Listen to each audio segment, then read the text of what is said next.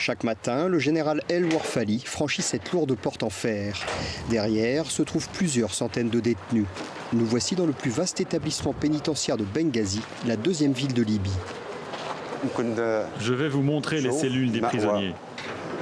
Mofta El Warfali s'enquiert de la bonne marche de sa prison. Le moindre détail peut avoir son importance, car ici les prisonniers ne sont pas n'importe qui. C'est quoi cette eau que je vois ici? Il y a un problème d'évacuation, alors on recueille l'eau dans un plat. Tous ces prisonniers sont accusés de terrorisme. Ce sont des combattants, des militants ou des idéologues des mouvements djihadistes. Des Libyens, mais aussi des dizaines d'étrangers venus rejoindre l'organisation État islamique en Libye, comme cet Égyptien arrêté en 2015 à Benghazi.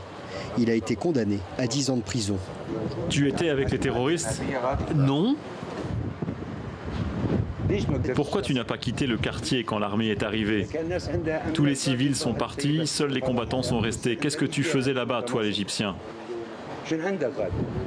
Rien.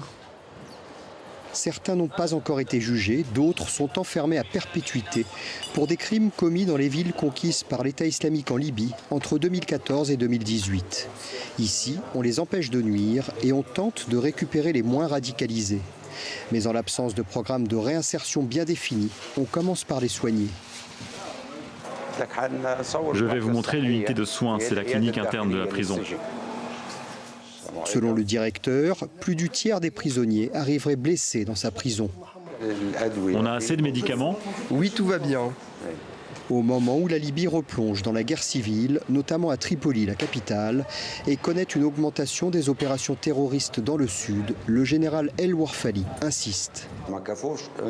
On ne fait pas juste de l'antiterrorisme ici, c'est un combat permanent en Libye. Un travail humanitaire pour protéger l'humanité entière. Les détenus radicaux de Benghazi, comme ailleurs dans les autres prisons du pays, seraient des milliers. Mais beaucoup reste à faire. La lutte des Libyens contre le terrorisme est loin d'être terminée.